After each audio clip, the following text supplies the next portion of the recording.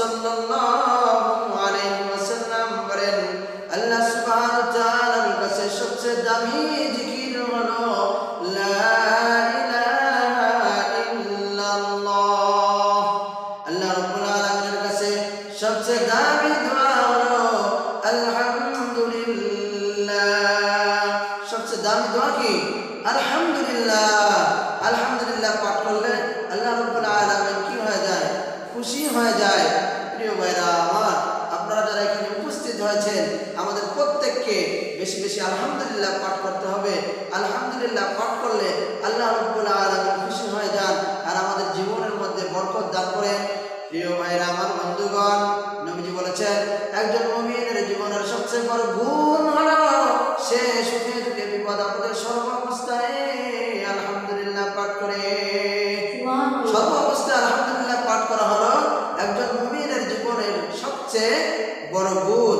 আমরা কি মুমিন হতে চাই? আমরা কি মুমিন হতে চাই?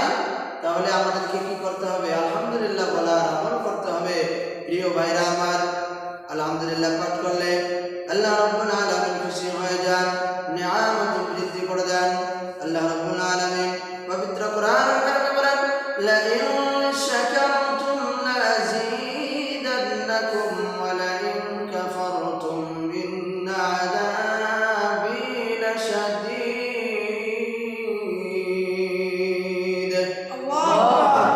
প্রিয় ভাইরা আমার, বন্ধুগণ, আল্লাহ রাব্বুল আলামিন বলেন, তোমরা যদি আমার প্রশংসা করো, তোমরা যদি আমার নিয়ামতের শুকরিয়া আদায় করো, আমি আল্লাহ তোমাদের নিয়ামত বৃদ্ধি করে দেব।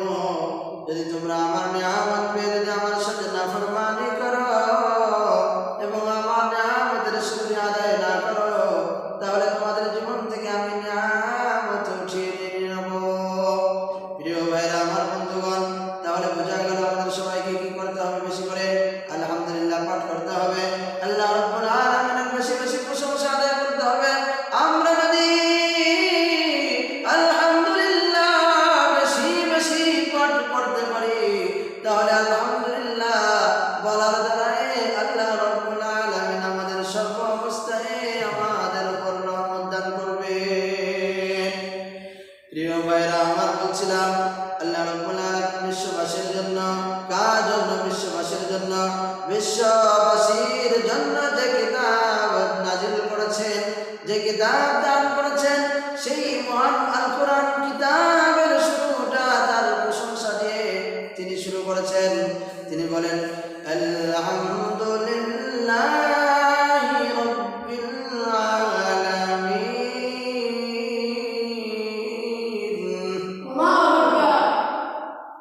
সমস্ত প্রশংসা আল্লাহ রাব্বুল আলামিনের জন্য। কার জন্য? যিনি গোটা বিশ্বের প্রতিপালক, যিনি গোটা বিশ্বকে সৃষ্টি করেছেন, তৈরি করেছেন। কাদের জন্য?